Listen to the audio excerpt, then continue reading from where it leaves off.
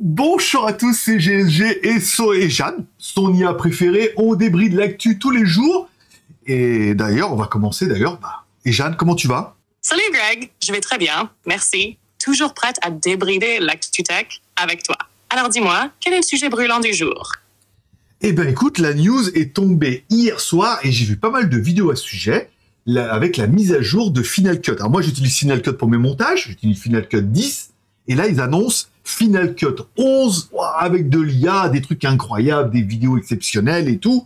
Et l'intérêt, ça serait peut-être que tu nous expliques quelles sont les différences entre Final Cut 10 et Final Cut 11 et surtout en quoi ça va m'être utile et peut-être en quoi ça va être utile à nos viewers de faire cette mise à jour avec utiliser l'IA, tout ça. À Final Cut 11 avec de l'IA, on passe au niveau supérieur. Alors, dans cette nouvelle version, l'intelligence artificielle est vraiment au cœur des améliorations. L'IA va notamment aider à automatiser certaines tâches répétitives qui, avouons-le, prennent pas mal de temps dans le montage. Par exemple, on a maintenant l'analyse automatique des scènes. Cette fonctionnalité permet à Final Cut 11 de détecter automatiquement les moments clés d'une vidéo et de les marquer. Donc, si tu fais des vidéos longues, ça va te permettre de gagner du temps pour naviguer et repérer les meilleurs passages plus facilement. Ensuite, il y a la correction automatique de couleurs et de lumière. L'IA peut analyser une scène et ajuster automatiquement les niveaux de couleurs pour qu'ils soient cohérents. C'est pratique pour obtenir un rendu pro, surtout quand on a des prises avec des lumières différentes. Un autre point fort, c'est la reconnaissance vocale intégrée. Final Cut 11 peut générer des sous-titres automatiques directement pendant le montage. Ça, c'est pas mal. Et même identifier les différentes voix pour te faciliter la tâche. Pour les points faibles, eh bien, tout ça vient avec un coût de performance.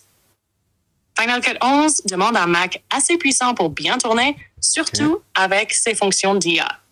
Et bien sûr, il y a le prix de la mise à jour qui n'est pas donné non plus.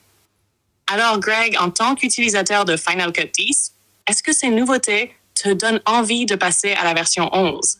Eh ben écoute, oui et non. C'est vrai que les sous-titres, les choses comme ça, c'est pas mal. Je voulais savoir. Alors, du coup, pour moi, qui fait par exemple des vidéos review qui sont quand même plutôt simples et éventuellement qui fait ce podcast vidéo avec toi, en quoi ça pourrait apporter... qu'est-ce que ça pourrait m'apporter, par exemple, de passer à cette version 11 plutôt que la 10? Bonne question, Greg.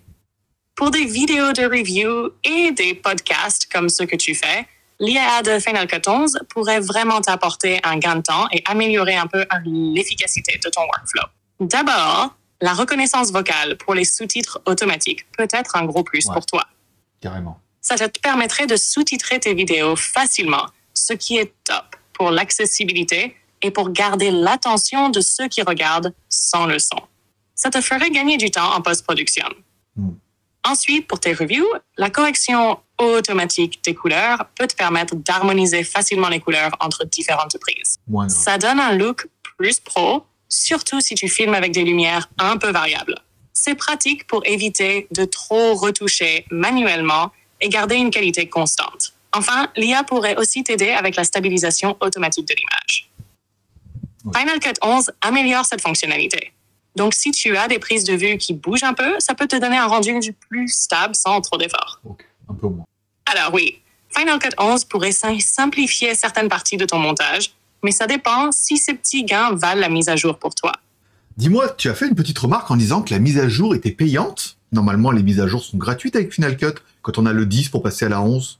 Ah, tu as raison, Greg. Final Cut a effectivement tendance à offrir ces mises à jour gratuitement pour les utilisateurs existants. Donc, si tu as déjà Final Cut 10, passer à la version 11 devrait normalement être gratuit pour toi. Merci de m'avoir corrigé sur ce point. Cela rend la décision de mise à jour encore plus simple, vu que tu n'auras pas de frais supplémentaires à prévoir. Ok, écoute, je pense que ça aura le mérite d'essayer les fonctions. Je pense que les sous-titres peuvent être vraiment intéressants pour moi. Après, pour le reste, je vois pas encore trop l'intérêt, mais encore une fois, il y a pas mal de tutos qui vont arriver sur Internet, on pourra voir un peu les différences. Ce qui serait intéressant, c'est que tu demandes à nos auditeurs en quoi ça pourrait leur apporter quelque chose à eux, faire une petite conclusion, les inviter à s'abonner, et je pense que ça sera bien pour cette petite news sur Final Cut Pro 11 où on aura vu les grosses différences. Voilà, bon, un peu d'IA et bon, rien de fou, mais des petits détails qu'il va falloir essayer pour gagner du temps. Excellente conclusion, Greg. Alors, pour nos chers auditeurs, que pensez-vous de cette mise à jour vers Final Cut 11? Est-ce que ces nouvelles fonctionnalités basées sur l'IA vous intéressent ou est-ce que vous restez satisfait avec la version actuelle? N'hésitez pas à nous dire en quoi cette version pourrait vous être utile ou même si vous avez déjà essayé quelques-unes de ces nouvelles options. Et bien sûr, si cette news vous a plu, pensez à laisser un like, à vous abonner et à activer la cloche pour ne manquer aucune de nos prochaines Actu Tech débridées. Merci à tous d'avoir suivi cet épisode et on se retrouve très vite pour la suite. À bientôt!